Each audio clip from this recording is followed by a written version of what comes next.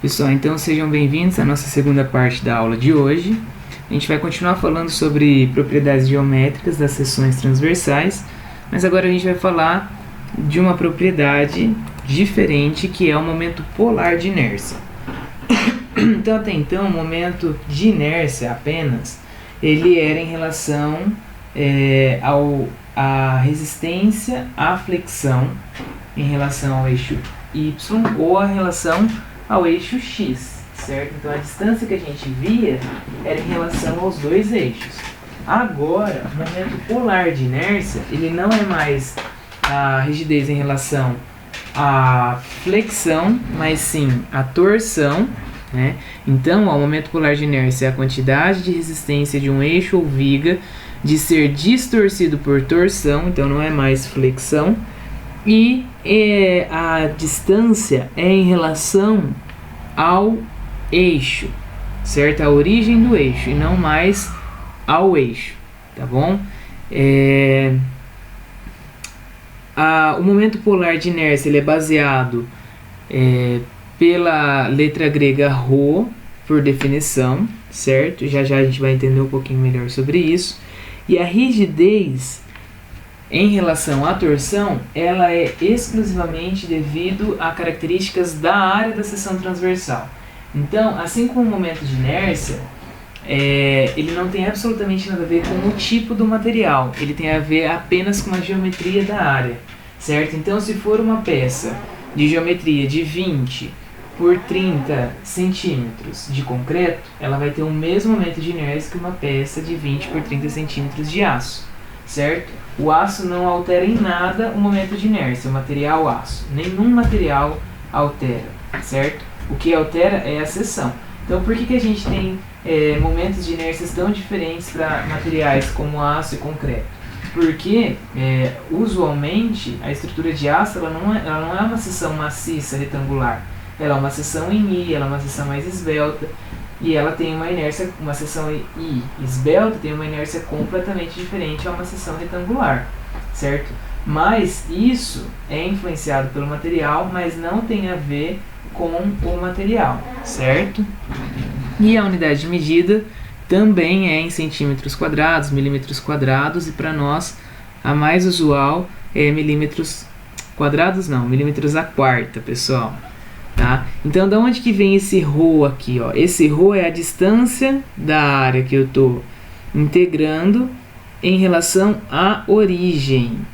Não é mais em relação ao eixo. Tá?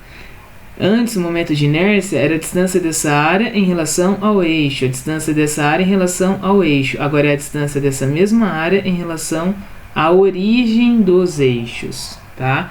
E aí, com isso, eu consigo a definição para calcular o momento de inércia polar, tá? Que é o J. Então, o que é esse momento de inércia polar? É a integral do ρ ao quadrado. Por quê? Porque o ρ é a distância da área até a origem, dA, tá? Então, ele é integrado em relação a uma pequena área, mas definido para uma área qualquer, certo? Se for uma área conhecida, por exemplo, eu consigo determinar. Se for uma área regular, eu consigo determinar, tá? Então, por exemplo, se eu quiser fazer o cálculo do momento de inércia polar, eu vou ter quem aqui? A integral da área de ρ ao quadrado dA, certo? Quem que é o ρ ao quadrado? Se a gente reparar aqui, a gente tem um triângulo retângulo, tá? Então, vou pegar uma outra cor aqui, ó. Quem que é o meu triângulo retângulo? Esse aqui, ó, certo? Então, aqui forma um triângulo retângulo. Então, se eu fizer ρ ao quadrado sendo igual a y ao quadrado mais x ao quadrado, eu tenho o quê? Eu tenho aqui, ó, que ρ ao quadrado é igual a y ao quadrado mais x ao quadrado. Então, eu substituo ρ ao quadrado por y ao quadrado mais x ao quadrado. Aqui eu tenho uma integral, uma soma de duas integrais, então eu posso separar em duas integrais, certo? Quem que é a integral da área de y ao quadrado dA? É o meu momento de inércia em relação a x. Quem que é o x ao quadrado dA? É o meu momento de inércia em relação a y. Então, é só eu substituir. esse aqui por ix e essa parcela aqui por iy, tá? Se eu for fazer para uma área retangular conhecida, eu já sei qual que é o meu momento de inércia em relação ao eixo y, em relação ao eixo x e em relação ao eixo y. Então é só eu fazer uma soma dessas duas inércias e eu chego a esse resultado aqui, certo? Então, qual é a conclusão? Que o momento de inércia polar para uma seção retangular é essa fórmula aqui, base vezes altura sobre 12, vezes h ao quadrado, vezes base ao quadrado, certo? Então vamos fazer o cálculo desse momento polar de inércia para a mesma seção anterior. Então o que eu tenho? Que o J é igual a base vezes altura dividido por 12 vezes altura ao quadrado mais base ao quadrado, tá? Então quem que é a minha base?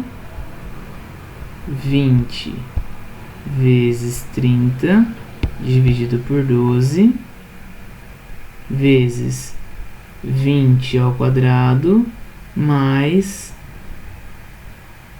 30 ao quadrado.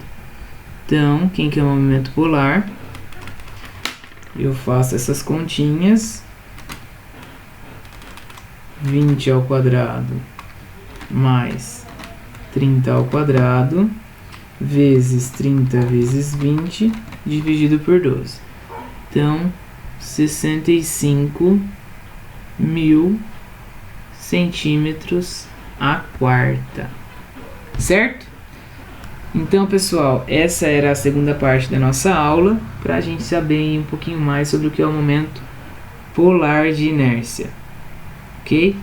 Até a próxima.